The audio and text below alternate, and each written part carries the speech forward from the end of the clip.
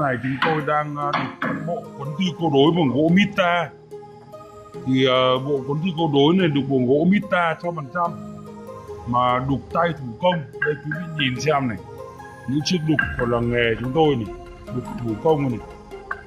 Đấy, quý vị nhìn nhá, chứ không đục máy sửa tay, đục tay 100%. Xem đục tay 100% bằng những chiếc đục đây. Có hai tay, tay nghề rất là lành nghề, ra những sản phẩm để cho quý vị và các bạn thưởng thức cũng như là dùng đến tay khách hàng qua rất là nhiều công đoạn. Đấy, quý vị nhìn nhá, moi móc đặt gấm cũng vậy. Đấy, quý vị nhìn này. Và đây là những sản phẩm mà chúng tôi đã hoàn thiện. Đấy, quý vị nhìn nhá, đây là những sản phẩm chúng tôi đã hoàn thiện. Độ kênh vong và độ bồng bềnh rất là cao.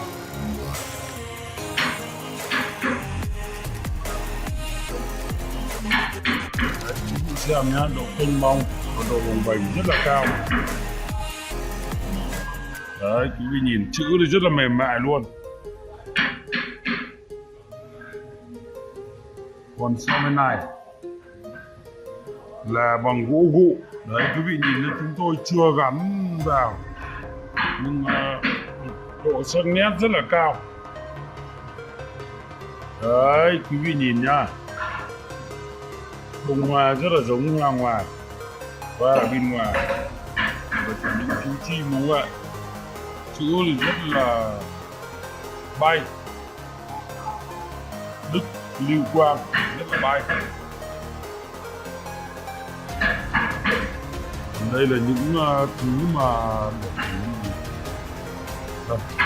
biết đây.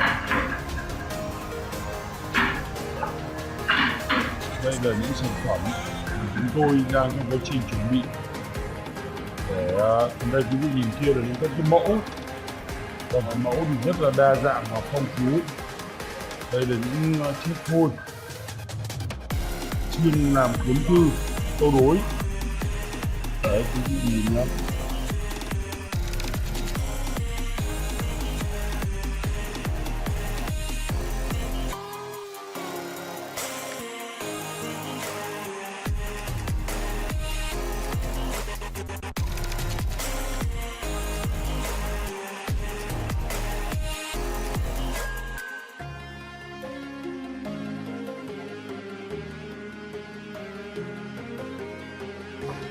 Bức cuốn thư Mai Hóa Long bằng gỗ Mita này rất là khủng, vì độ dày rất là dày và độ đục sắc sảo rất là nét. Đây thì đầu tiên tôi sẽ đi vào ngay là những bông hoa hồng và đôi rồng trầu. Thì đây quý vị và các bạn xem, tôi sẽ liềm máy từ từ cho quý vị xem ở ngay cái phần góc trên. Đây, chúng tôi để dưới đất nên nó cũng có phần quay nó không được như ở trên cao. Đấy, quý vị nhìn nha.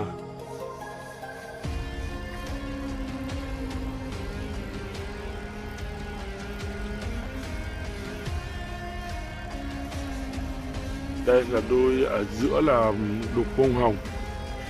Thì quý vị biết này, Mai Hóa Long thì con rồng là hóa mai thôi, chứ không đục rồng thật. Đấy, quý vị nhìn đục bông hồng rất là sắc nét. Đây, tôi lia từ từ cho quý vị xem. Những cánh hoa và những nụ hoa và những nhụy hoa như hoa thật ở bên ngoài luôn. Ở đây quý vị và các bạn xem này, con rồng rất là đẹp luôn, độ kênh bong và độ bồng bềnh rất là nét luôn, và độ tinh xảo rất là cao. Và những chú chim điểu đây vị nhìn từ ánh mắt của những chú chim đây. Và đấy, rất là sắc nét cho đến những gốc bông hoa mai.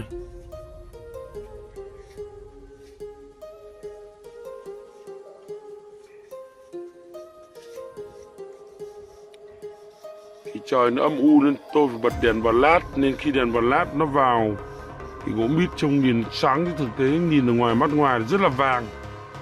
Tí rồi tôi giật ra ngoài ra thì các bạn xem rất là vàng gỗ. Đấy, quý vị nhìn này, ánh mắt của những chú chim điểu rất là đẹp luôn.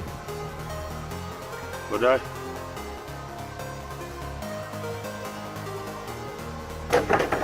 chị ơi, chị dựng neo cái biển lên cái. Đấy, quý vị nhìn nhá. Ở đây bắt đầu đi vào trung tâm của bức cuốn thư này là chính là ba chữ Đức Lưu Quang. Đấy nhá, đấy, quý vị nhìn này, chèn đấy em bằng cái ấy đi, bằng cái viên gạch ấy. Thì chữ Đức Lưu Quang này thì cũng được chúng tôi là nhờ thầy viết, bởi vì cùng chữ Đức Lưu Quang nhưng nhiều người viết rất là xấu, nên chúng tôi đã phải nhờ thầy giỏi để viết chữ, thì chữ nó mới mềm mại được, nó mới bay lượn, và nó với như ngày xưa các cụ đồ bảo là viết chữ như phượng múa rồng bay đấy, thì ngày nay chúng tôi cũng đang cố gắng để học các cụ thời xưa lại viết chữ như phượng múa rồng bay. Đấy, quý vị xem chữ Đức Lưu Quang rất là đẹp luôn. Và quý vị nhìn ở bên dưới thì chúng tôi sẽ đục hổ phù. Vâng, hổ phù rất là đẹp. Đấy, quý vị nhìn nhá. Và bên trong là ngậm chữ thọ. Mồm con hổ phù là ngậm chữ thọ. Đấy, quý vị nhìn này. Đấy, ngậm chữ thọ.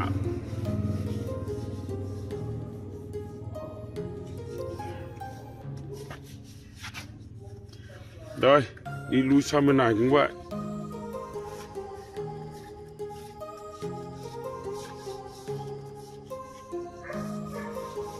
Đục, mình nói là rất là kênh bong và độ bồng bềnh rất là cao. Một bức cuốn thư phải nói là rất là đẹp. Đấy, quý vị và các bạn xem nhá. Đấy, tôi sẽ đi ngồi lui ra cho quý vị xem. Là đôi câu đối. Thì đây là đôi câu đối thì tôi phải đọc từ bên này. Đây thì đôi câu đối này là dài 1m97, rộng 30, dày 6 phân. Thì cũng là mai hóa long. Thì đôi câu đối này cũng có là chúng tôi cũng đục chữ rất là sắc nét. Đây quý vị xem này. Thì thực tế là mà nói là bộ cuốn thư câu đối mai hóa long này thì đã được anh Mạnh và chị Hằng ở thành phố Hà Nội đã về đợt chúng tôi và cũng đã kiểm tra nghiệm thu rồi. Thì hôm nay chúng tôi đã làm hoàn thiện xong phần mộc, còn phần đánh vách ni phun sơn và phần thép vàng thì nay chúng tôi sẽ làm trong vòng mấy ngày tới để giới thiệu cho quý vị và các bạn cùng xem một bộ cuốn thư câu đối rất là đẹp từ xưa đến nay bằng gỗ mít ta. Thì ở giữa của nó bức cuốn thư này là Đức Lưu Quang, và ở bên câu đối bên này là Tổ Tông Công Đức Thiên Nhiên Thịnh, còn một bên là Tử Hiếu Tôn Hiền Vạn Đại Vinh. Đấy, quý vị và các bạn xem nhé, chữ rất là đẹp luôn.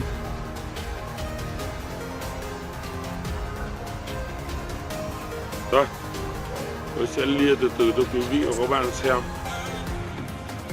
Mình nói là một bộ cuốn thư câu đối rất là đẹp luôn. Để mộc mà còn đang đẹp như này. Đấy, quý vị xem nhá. Mặc dù đèn vào lát nó chiếu vào nhưng gỗ mít rất là vàng ươm luôn. Vàng từ đầu đến cuối luôn. Rất là sắc nét.